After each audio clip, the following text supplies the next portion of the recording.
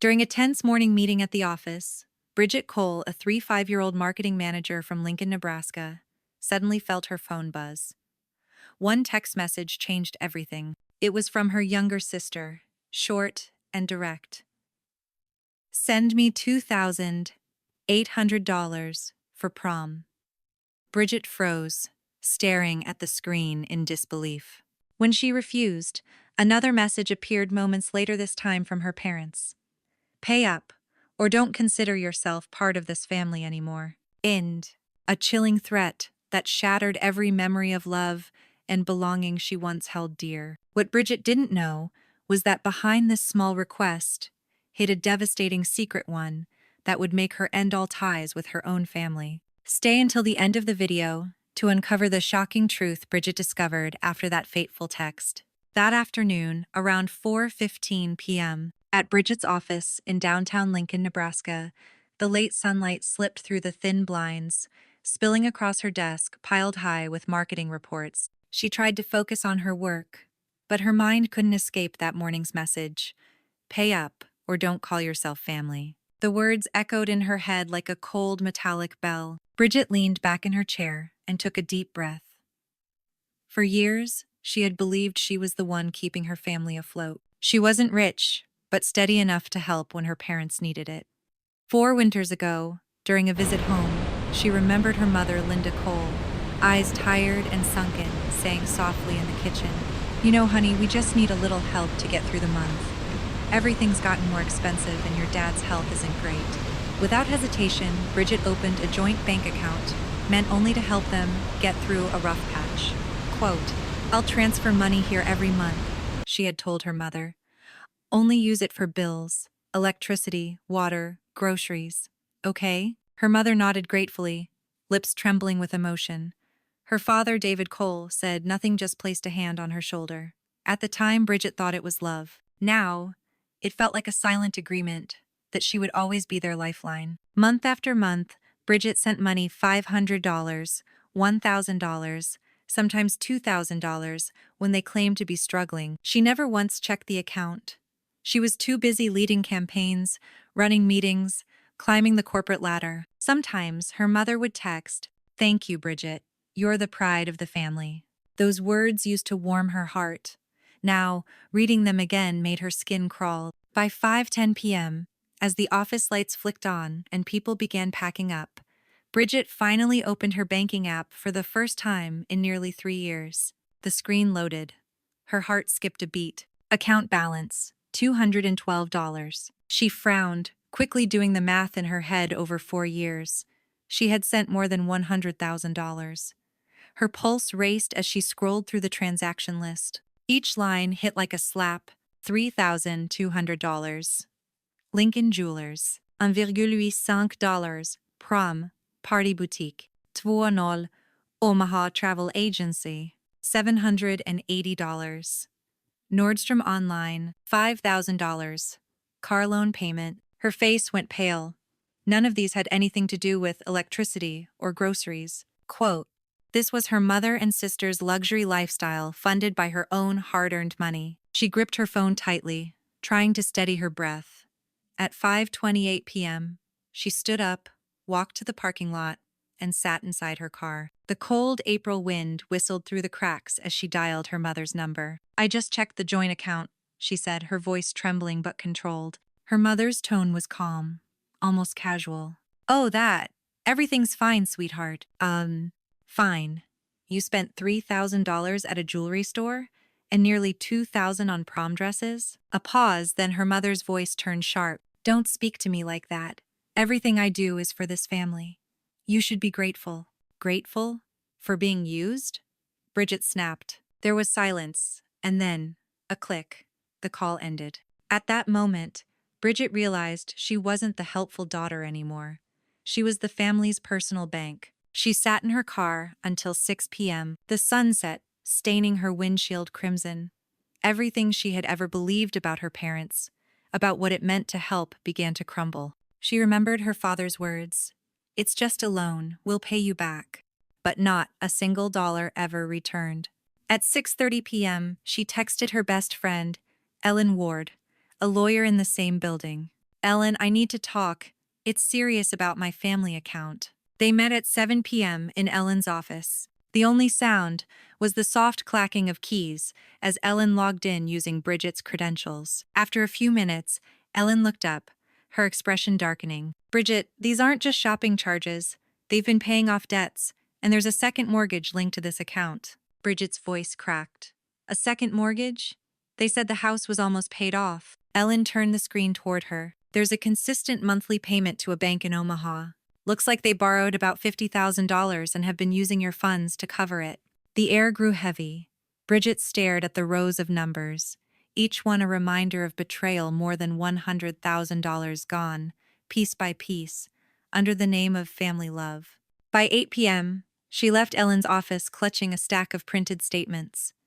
The Nebraska night had fallen. Streetlights cast long golden streaks across her face. Anger and emptiness warred inside her chest. She looked at her phone, the last message from her mother, still on the screen. Pay up or don't call yourself family. Bridget pressed delete. If that's what family means to you, she whispered, then I'm no longer part of it. She started the car and drove off into the dark, determination burning in her eyes. That was the night Bridget Cole began taking her life back, starting by ending her blind trust in the people who called themselves her family. In February 2022, when the last chill of winter still lingered over Lincoln, Nebraska, Bridget Cole sat alone in her small third-floor apartment, staring at her phone. A new notification blinked on the screen. A $5,000 transaction has been made from your joint account. She frowned. Joint account? She hadn't touched that account in years, not since 2018, when she'd opened it after her first big promotion, hoping to help her parents cover basic living expenses. Back then, it felt like an act of love, a way to give back for everything they'd done. She never imagined that same act of trust would become the deepest wound of her life. Bridget quickly grabbed her laptop and logged in. The page loaded with an endless list of transactions. Her eyes widened with every scroll. It wasn't just $5,000, there were dozens of withdrawals. $1,000, $200, $2,000, even $3,500. But what shocked her most wasn't the amounts, it was where the money went. The recipients weren't utility companies or insurance payments as she had believed. They were a credit card under her mother's name, a personal loan under her father's, and purchases from a luxury fashion store in Omaha. Her fingers tightened on the edge of the table until her knuckles turned white. She forced herself to open last year's statement and nearly stopped breathing. Over $100,000 withdrawn in 4 years, all without her permission. Her throat tightened. Memories came flooding back: her mother, saying she couldn't afford medicine, her father complaining about his pension, her own voice offering, "I'll send more this month, don't worry." Now, she saw it for what it was: a performance, a lie built on her kindness. That afternoon, Bridget called her closest friend, Alicia Monroe, a financial attorney. "Alicia, I need your help. Someone's been taking money from my account," she said, her voice trembling. 30 minutes later, Alicia arrived, serious and silent, laptop in hand. They sat at the kitchen table, light filtering dimly through the curtains. Alicia scrolled through the transactions, typing rapidly. After a while, she stopped. "Bridget, these aren't just withdrawals. Someone linked your account to multiple personal loans. And look, they've been using your card for purchases at Macy's, Target, and a jewelry store downtown." Bridget's heart pounded. "It's them, isn't it? My parents." Alicia paused, then gave a slow, regretful nod. "I'm so sorry, but all the evidence points to them." Bridget broke down, not from the loss of money, but from the collapse of trust. She had worked endless hours, skipped vacations, and sacrificed her own happiness, all to support her parents. And in return, they had drained her dry behind her back. That night, she couldn't sleep. The ticking clock on the wall counted out every painful thought. She reread old messages from her mother. "Thank you, sweetheart. We're so proud of you." Each word now felt like a knife. The next morning, Bridget walked into Lincoln Federal Bank. The clerk confirmed the truth. Her mother had been there in person. "She said she had your permission," the clerk explained gently. Bridget just stood there, silent. A part of her seemed to collapse inside. Back home, she opened the statement one last time. Every line was another cut, another betrayal. She whispered to herself, "How long has this been going on? Did they ever feel guilty? She knew the answer would be painful, but it was time to face it. She printed every document, stacked them neatly, and slid them into a large envelope. On the front, she wrote 3 words, firm and deliberate, for Mom and Dad. That evening, under the soft glow of her kitchen light, Bridget sat alone, staring at the envelope. Outside, the February wind howled through the city, carrying away the last fragile pieces of her trust. She knew what she had to do next, to confront not thieves, but the very people who had raised her. On the evening of the 20th of February 2022, the air inside the Cole family's small wooden house on the outskirts of Lincoln was so heavy it was hard to breathe. Bridget sat on the old couch in the living room, the same room that once overflowed with warmth and laughter from her childhood. But tonight, it felt like a battlefield. On the table lay a thick envelope filled with bank statements and printed transactions, her silent, undeniable verdict. Her parents sat across from her.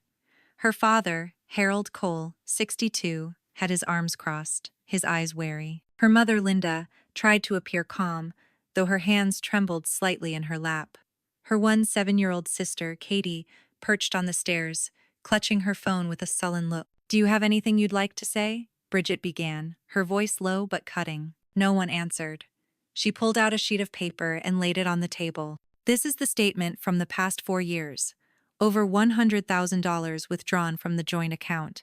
Transactions linked to Mom's and Dad's accounts, and even a new credit card. The bank confirmed everything." Linda took a shaky breath, forcing a smile. "Sweetheart, it's not as bad as it looks. We just borrowed it for a while. We'll pay it back." "Borrowed?" Bridget's voice cracked. "You borrowed it for 4 years without saying a word, and you used it to buy things, pay off debts, even send Katie on a trip?" Gatesy shot her a glare. "Mom said it was family money. I didn't do anything wrong." Bridget's eyes filled with tears.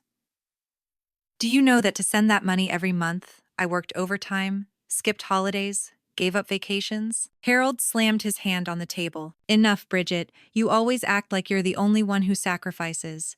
Did you forget who raised you? You wouldn't have that job without us." The room went silent. Bridget looked at the man she once idolized, now using parenthood as an excuse for betrayal. "Dad," she said quietly, "I haven't forgotten. But love doesn't mean you get to use me. I helped because I wanted to, not because I owed you." Linda's voice trembled as tears finally fell. "You don't understand, Bridget. We had the mortgage, your dad's medical bills. We were drowning. I just thought you wouldn't let your family suffer." Bridget gave a bitter laugh. "Suffer? You call spending $3,000 at Macy's suffering? Or Katie's Hawaii vacation medicine for Dad?" Silence. Katie looked down. Harold avoided her gaze. Bridget stood up and pulled another folder from her bag. "These are the bank's confirmations. I've closed the joint account. From now on, not another dollar goes your way." "Cud." Harold shot up from his seat. "You wouldn't dare." "I would," she said coldly. "Because I've had enough." Linda sobbed. "Bridget, you're tearing this family apart." Bridget inhaled deeply, her tone calm, almost serene. "No, Mom. This family tore itself apart the day you chose to lie to me." A cold gust swept through the open window, making the papers on the table flutter. Bridget glanced around the room, the photos, the furniture, the decorations once symbols of love, now hollow masks. She turned toward the door. As her hand gripped the handle, her father's voice rasped behind her. "You'll regret this, Bridget. When we're gone, don't expect forgiveness." She paused for a moment, then looked back, eyes icy. "You died to me the moment you signed those papers at the bank." The door closed behind her with a sharp, final click. 3 days later, Bridget went to the bank to officially remove her name from all family accounts. With Alicia's help, she filed a fraud report even though she knew the money was likely gone forever. Still, for the first time in years, she felt lighter. She changed her phone number, blocked all contact from her parents and sister. In the days that followed, her inbox filled with angry messages. "You're selfish. Family is forever. You can't just abandon us." But she didn't respond. Sometimes silence is the loudest way to end a painful chapter. A month later, she heard that her parents' house had been repossessed by the bank. Katie had to drop out of school and work part-time.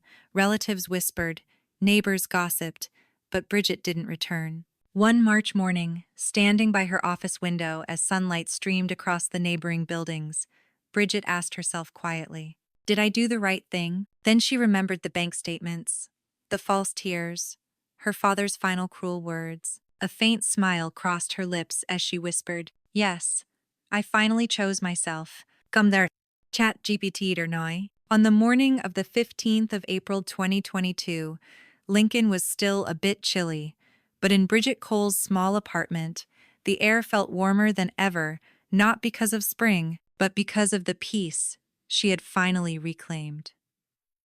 6 weeks after cutting all ties with her family, Bridget began learning to live again for the first time, living for herself. She had changed her phone number, moved into a new apartment downtown, just minutes from her office. Every morning, she woke early, brewed a cup of coffee, and opened the window to welcome the first sunlight, something she rarely had time for before. No more phone calls demanding money, no more accusations, only birdsong, and the gentle aroma of coffee. Yet, despite the calm, the past still haunted her. Every night, Bridget dreamed of her parents, their faces sometimes angry, sometimes pained, sometimes smiling falsely, like in the years she had trusted them. She would wake with a start, heart racing, and sit still for a long while, telling herself, "They can't hurt me anymore." One Friday afternoon, while Bridget was working, Alicia walked into the office carrying a stack of documents. "Here's the latest," she said, setting them on the desk. "The bank confirmed the fraud. They'll handle your parents through civil proceedings. You don't need to be involved, but they'll have to return part of the money within 3 years." Bridget looked at the papers, her heart heavy. "I don't need the money anymore, Alicia. I just want them to understand what it feels like to be betrayed." Alicia placed a hand on her shoulder, speaking gently. "They may never understand, but the important thing is, you've stopped giving them the chance to hurt you further." Bridget remained silent. She knew Alicia was right. Yet deep down, a part of her still longed to hear a genuine apology, even if only once. On May 1, she received an email from an old neighbor. "Bridget, your parents' house has been repossessed by the bank. They've moved into a trailer in the south of the city. Katie is working at a nearby coffee shop." She read the words over and over. No joy, no satisfaction, just a strange emptiness. She had thought that seeing them face the consequences would bring relief, but instead, her emotions were more complicated. They were her parents, the ones who once carried her to school, smiled proudly at her graduation. Even after their betrayal, blood ties don't vanish. They just lie dormant beneath the ice of hurt. That evening, Bridget opened her laptop and typed a letter, but didn't send it. "Dear Mom and Dad, I'm not writing this to blame you anymore. I just want to say that I forgive not for you, but for myself. I don't want to remain bound by anger. I hope you can find a way to live differently, more kindly and honestly. I am no longer the daughter who pays for everything just to be loved." She saved the letter, then closed her eyes. A single tear fell this time, a tear of release. Time passed. Bridget focused on her work, earning a promotion to marketing director that summer. She began dedicating time to herself, hiking, learning photography, attending weekend meditation classes. Friends noticed a change. She seemed lighter, stronger, freer. One August day, while sitting in a small cafe on a street corner, she unexpectedly saw Katie. Her once spoiled younger sister was now wearing an apron, carrying drinks to customers. When their eyes met, Katie froze. Bridget stood and walked over. "He." Katie pursed her lips, voice barely audible. Chị đến đây làm gì?" "Nothing. Just passing by." They were silent for a moment. Finally, Katie lowered her head and whispered, "I'm sorry, Bridget. I know everything now. I never thought Mom would do that. I just wanted your forgiveness." Bridget looked at her sister for a long moment. In the soft golden light, she saw a tired girl, not the selfish child she once knew. She smiled gently. "You don't need my forgiveness, Katie. Just live honestly, and don't repeat Mom's mistakes." Katie cried, nodding. Bridget placed a hand on her shoulder and walked away, without looking back. On the way home, the wind brushed through her hair, carrying the scent of coffee and lavender from the cafe. She smiled, truly smiled, for the first time in months. That night, Bridget wrote in her journal, "Forgiveness doesn't mean forgetting. It just means I choose not to let the past control the present. I no longer need to prove I'm a good daughter. I just need to be myself, strong enough to walk away, compassionate enough not to hate. The desk lamp reflected off the paper, shimmering like the dawn of a new beginning. Bridget closed her eyes, took a deep breath, and in that moment, she knew she was finally free. In October 2022, more than 6 months after Bridget Cole cut all ties with her family, Lincoln had begun to embrace autumn golden leaves covering the sidewalks, and the wind gently slipping through every window. She often sat at her desk by the window, sipping a warm cup of tea, watching people pass by on the street. Her life was simple, quiet, and genuine for the first time in many years. Her work at the new company was going smoothly. Bridget had been promoted to Midwest Regional Communications Director after a hugely successful project. Employees admired her. Supervisors trusted her. All the recognition she once sought to make her parents proud now felt less significant. The only approval she needed was her own. In the mornings, she walked to work instead of driving. She learned to enjoy life's slower rhythm, the sound of her shoes crunching dry leaves, the scent of baked goods drifting from a corner shop. Sometimes, she smiled, realizing that freedom wasn't a luxury, as she once thought. It was simply living without fear of being controlled by anyone. Yet, the past hadn't entirely vanished. One late October afternoon, as Bridget prepared for a presentation at the office, her phone rang. It was Street Luke's hospital, the staff's voice serious. "Hello, Miss Cole? We need to inform you that Harold Cole has been admitted following a mild heart attack. You are listed as his only next of kin." Time seemed to stop. Bridget was silent, gripping her phone. "My father, is he okay?" "He's out of immediate danger, but needs a relative to handle temporary procedures." And, after a few hours of internal struggle, Bridget decided to go to the hospital. Entering the room, she saw her father once, tall and strong, now lying frail and pale. He opened his eyes, astonished to see her. "Bridget," he whispered. "I'm just here to sign the papers," she said softly, avoiding his gaze. A heavy silence filled the room. After a few minutes, he spoke again. "Dad, I'm sorry." Bridget looked into his remorseful eyes. The simple words were something she had waited almost a year to hear. He continued, voice trembling. "I didn't know it would go this far. I only thought, if there was money, your mother and Katie would live easier. I was wrong, Bridget, very wrong." Tears fell silently like rain. "Do you know, I don't need your apology. I only wish you hadn't made me doubt myself for so long." He turned away, eyes red. "Can you forgive me?" She paused for a long moment, then said, "I don't know, but I've learned to live without needing forgiveness. I hope you can too." She signed the papers and left. At the door, he said quietly, "Daughter, I'm proud of you." Bridget paused but didn't turn. A single tear rolled down her cheek, the words she had longed to hear, arriving too late and tasting bittersweet. A few weeks later, Harold was discharged. She didn't visit again, but occasionally sent medicines and groceries via delivery, not as compensation, but as a way to close the final chapter of responsibility. Katie later sent a short message. "Dad is okay now. Thank you, sister. Even if you don't say it, I know you still care." Bridget read the message and smiled lightly. She didn't reply, just saved it under memories. By December 2022, the first snow blanketed the city. Bridget sat by the window, writing the final lines in her old journal. "Forgiveness isn't erasing. Forgiveness is being able to look back without pain. Family can hurt us, but from that, we learn to love ourselves more." She set down her pen, sipped her tea, and smiled.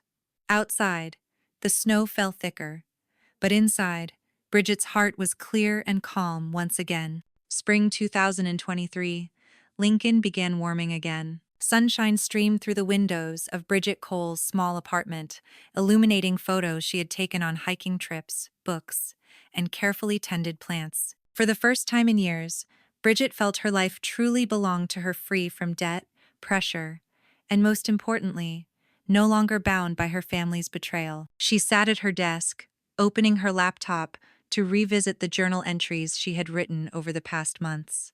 Each page told a painful but empowering journey. Bridget realized life wasn't always easy. but how one faced it determined who would prevail. Every tear, moment of anger, and bout of loneliness had become the building blocks of a stronger, independent, and resilient Bridget. The process wasn't simple.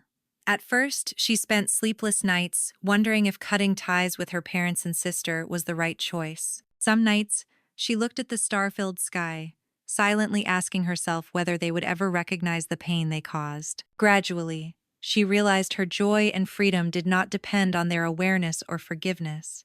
Forgiveness, if given, was for herself to free her from being controlled by the past. She rebuilt her life step by step.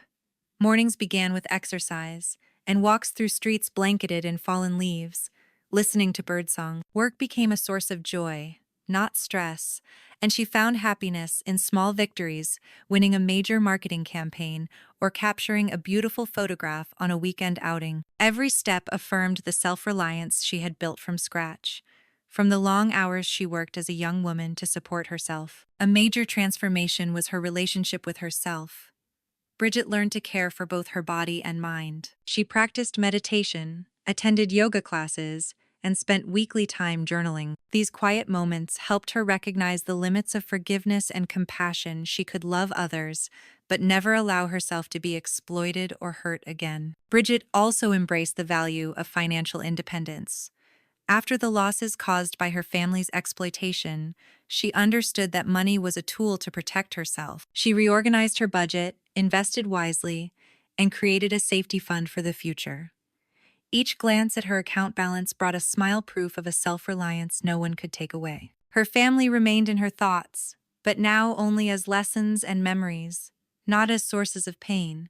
Katie, her younger sister, had finally learned to work and be independent, albeit imperfectly. Bridget did not intervene directly, but from afar, she felt a quiet joy watching her sister mature. She understood that sometimes letting go is necessary for others to learn their lessons. Looking back, Bridget felt proud not because she had defeated anyone, but because she had conquered herself, overcoming pain, breaking cycles of dependency, and learning to love herself without needing anyone's approval. The journey ahead was long, but now she walked with steady steps, a calm heart, and a spirit of freedom. As spring blossomed in Lincoln, Bridget stood by the window, gazing at the flowers outside. She took a deep breath, closed her eyes, and smiled. Finally, I am free. I live for myself. I choose joy, dignity, and freedom, and nothing can take that away. This was not just the end of a painful chapter, but the beginning of a new life, where Bridget would continue writing her story, a story of strength, independence, and the ability to stand tall through challenges without needing anyone to save her. Her journey reminds us that no one has the right to exploit your kindness, and forgiveness is not the key to happiness, it is freedom for your soul. If you have ever been exploited or pressured by family, remember that protecting yourself is your most sacred right. The story ends, but the lesson remains: you deserve to live freely, be loved, and be respected. No one can make you feel guilty for choosing to stand up for yourself.